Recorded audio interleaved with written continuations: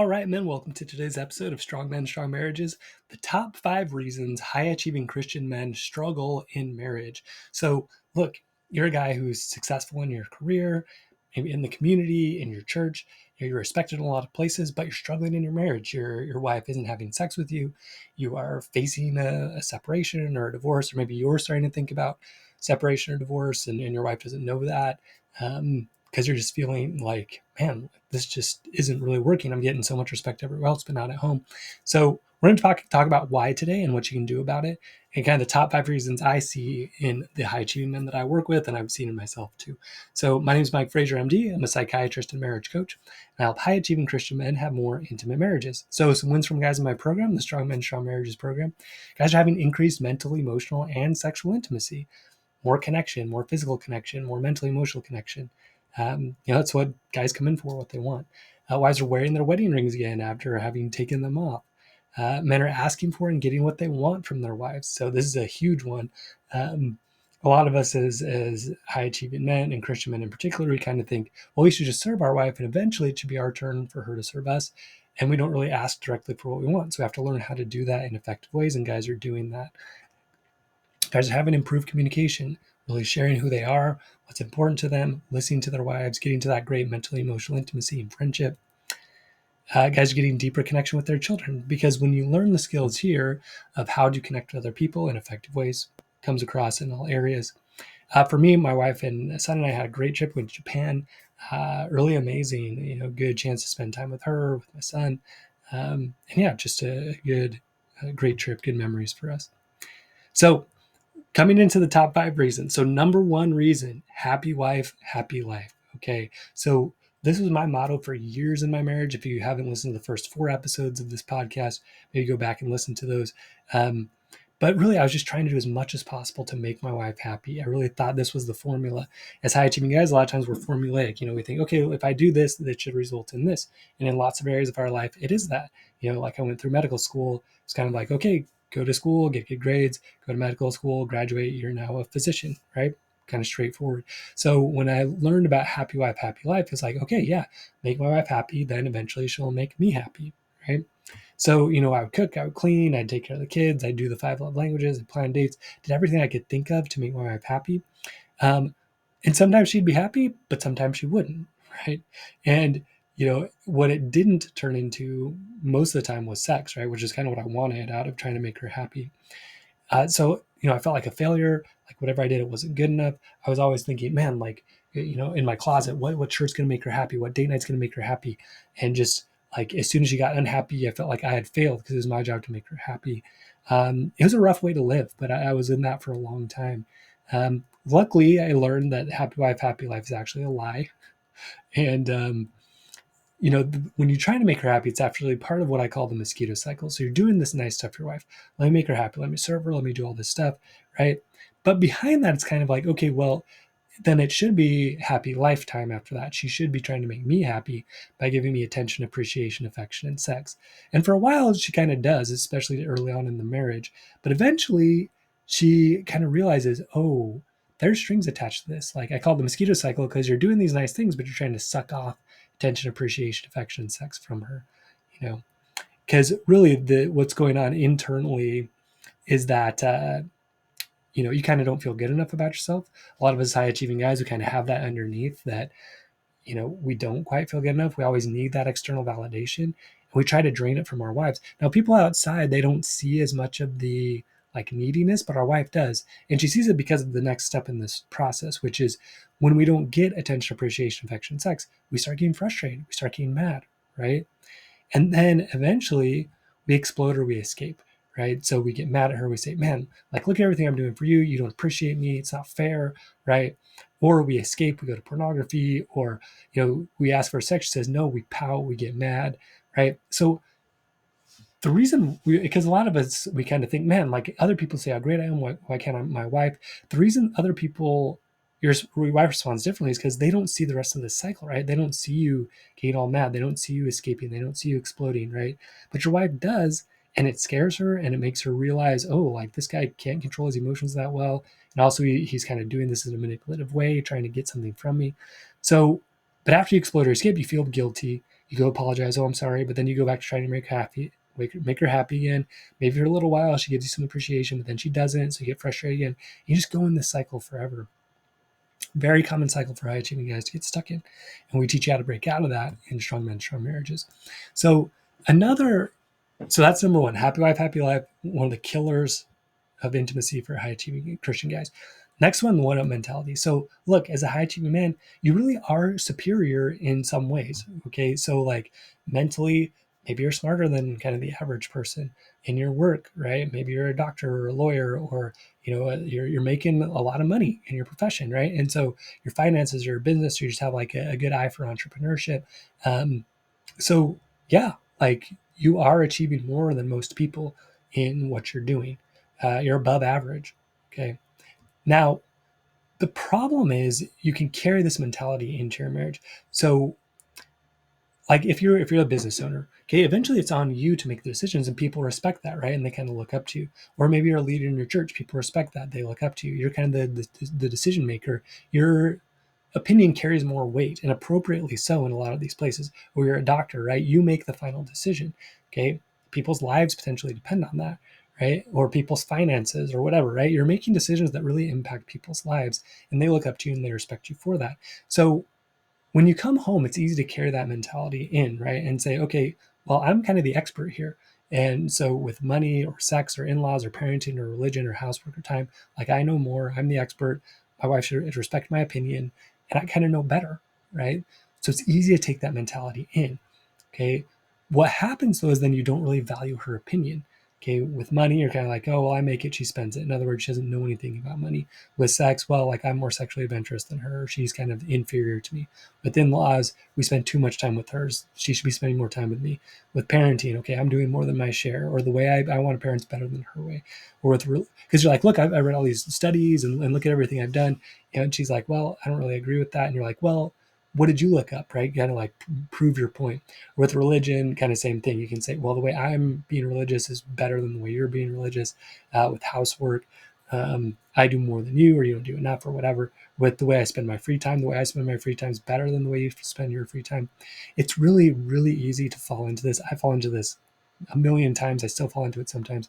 And what happens though is you don't value her opinion. Okay. And so then she doesn't feel listened to, or she doesn't feel heard, she doesn't feel understood, she doesn't feel equal. It's not attractive. Okay. When you think you're better than your wife, it's really not attractive. She feels put down all the time. She doesn't really want to be with someone who puts her down intentionally or not. A lot of times it's not intentional that you're putting her down. You just really think you know better. And so you put her down because of that. So it's not attractive when it results in this minimal mental and emotional intimacy. She doesn't feel safe offering her opinions and heart to you. And so eventually she doesn't want to offer her body to you either. So sexual intimacy starts to drop. Maybe she starts finding other people. That's how emotional affairs and things can happen. Okay. So that's another one, Oneup mentality. Another big one, resentment. Okay. So it's easy for a high achieving Christian guy to think, hey, look, I'm putting in lots of work for my family. I pay the bills, I take care of the kids, I help with all this. And you're like, what's my wife doing? She's not really doing much. I'm doing way more than she is. And you start resenting that. So like date nights, I plan all the date nights. When's it her turn? Uh, I do the cooking. When's it her turn? I do the cleaning. When's it her turn? Right? Or time on the phone. I use that one because like I fall into this sometimes. It's like, man, she wastes so much time on her phone, and she should be reading books or articles or like improving her mind. She doesn't, right? Um, so, and again, like it can fall in those areas: money, sex, in-laws, parenting, religion, housework, time. Like I'm doing so much more than her. Why doesn't she? Right? And you can start resenting her. So it's kind of a mixture of feeling superior and resentful. Like, why doesn't she do more? What's she doing? What are you doing to work on the marriage? If you're thinking those things, you've got some resentment.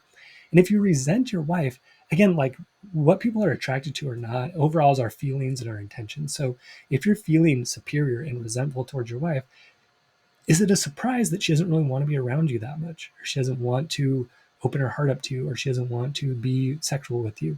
Okay, if you feel angry and resentful towards her all the time, right? So think about that. So as a high achieving guy too, go for the goal, right? As a high achieving man, are used to setting goals and going directly at them. Okay, so financial goals, career goals, business goals. Okay, I want to be a doctor. Here's my path. I want to start a business. Here's my path, right? I want to make this much money. Here's my path, right? And you go for it, you do it, and it works, right? Um, it works really well. The problem is it doesn't work as well in the marriage. So if your goal is to make your wife happy and you're trying to make her happy all the time, we've kind of talked about that, but you end up being manipulative, right? Or like, I want to have more sex with my wife, so let's do it. Like, let's make sure I have more sex with my wife. Again, like going directly at that goal doesn't quite work because you don't really have control over that. Okay. So again, you're trying to control something you can't control. You're trying to change her, trying to change her emotions, trying to change her behavior. And it doesn't work. Okay. It works in a lot of areas. It does not work in a marriage relationship. If your goal is to change her, never going to work. Okay. So it leads to manipulation, leads to frustration, leads to resentment when you do that. Okay. So the next one's entitlement. Okay, so other people do see you're great, and they probably tell you it a decent amount, right? So at work, you're like, oh, like you're the best, CEO ever. You're the best doctor ever. You're the best wealth manager ever. You're the best lawyer ever, right? In your church, maybe you're a leader at your church. Oh, look at everything you do here. I've worked with guys that are like leaders of men's groups in their church or in their community. People really respect them. Like you walk in the room, you get that respect. So it's easy to start thinking to yourself, man, everybody else sees how great I am. Why doesn't my wife? Why doesn't she why doesn't she appreciate me when other people do? Why can't she see how great I am? Why won't she give me attention, appreciation, affection when other people will? Okay. Or maybe even notice at work or at church maybe or other places, like women seem to be giving you kind of that kind of attention, they're kind of trying to flirt with you. They're trying to kind of give you that sexual energy, directing it towards you. So you can be like, man, like other women send that my way. Like, why won't my wife? That's not fair. Okay. And you start feeling entitled. You start feeling like you deserve it and she owes it to you. Okay. But again, like that feeling state isn't very attractive. If you're genuinely thinking to yourself, like, why won't my wife do this? She owes it to me. Like, I'm a great guy. Why can't she see it? I feel entitled to that. Okay. Entitlement, it's just not a very attractive emotion. Okay. She doesn't really want to be around that. So let's review the top 5. Okay. So happy wife, happy life. Number 1, trying to make your wife happy all the time. Again, making that your goal. Problem is, it's a lie. Okay. Happy wife, happy life. It's a lie. It does not work. So you have to understand that. Okay. And make that shift where you start deciding, okay, I'm not going to try to make my wife happy anymore, but I'm going to choose to serve her because that's who I want to be. Now, the paradox is when you stop trying to make her happy and just start trying to be the man you want to be, she actually is happier and she's more attracted to you. Okay, you break out of that mosquito cycle. Okay, from one up, thinking you're better than her, no more than her, all that, you need to move to equal, respecting her opinions equally to yours. That's what builds real mental emotional intimacy. That's what makes her feel safe, trusting her heart to you. Okay. Resentment. Okay, feeling resentful, what's lacking there is your ability to actually ask for what you want in appropriate ways. So making appropriate requests. A request today keeps resentment away. Ask your wife what you want. Okay, a lot of times she's willing to do it. You just have to ask directly. A lot of guys are amazed when they start doing this. Oh, actually, my wife, she's happy to make meals, or she's happy to give me more hugs, or whatever it is, right? Okay, so going for the goal being changing her in some way, that needs to shift to going for the goal of being a more Christ-like man with better relationship skills. Okay, the focus needs to be on being a good choice versus controlling whether she chooses you or not. Okay, and again, when we make that shift, it's much more attractive to her. Okay? Sometimes we'll think about like process versus outcome goals, and maybe you've heard of that in business or things like that. Process goal is something you can control. Outcome goal is something you can't directly control, but that your process is likely to achieve, right? And so again, like going for the goal of having more sex, for example, if you go straight at that, you're going to have issues. But if you say, hey, like, how can I be a more sexually attractive guy? How can I build those skills? Okay, now all of a sudden, yeah, you've made it way more likely you're going to have sex with your wife. Okay, that feeling of entitlement, feeling like she owes it to you, that needs to shift to the goal of service and working towards win-win, working towards things that work for both of you, serving her because that's who you want to be, right? So these are the shifts that we focus on in Strong Men, Strong Marriages, these and other ones, right? We help find the problematic patterns that you have in your brain.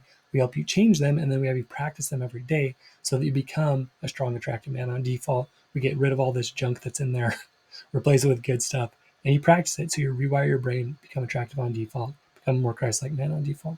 So we work every day, you get feedback every day to make that happen, Monday to Friday. And yeah, this is for high achieving guys. Guys make around 250K or more, or have 250K or more in assets. That's who we work with. So if that's you, come join us. Come visit strongmen.io, fill out an application. We'll talk, make sure it's a good fit for you, and then get started right away if it is a good fit. So again, come visit strongmen.io or visit the link in the show notes, and we'll see you there. All right, stay strong, men. We'll see you next episode.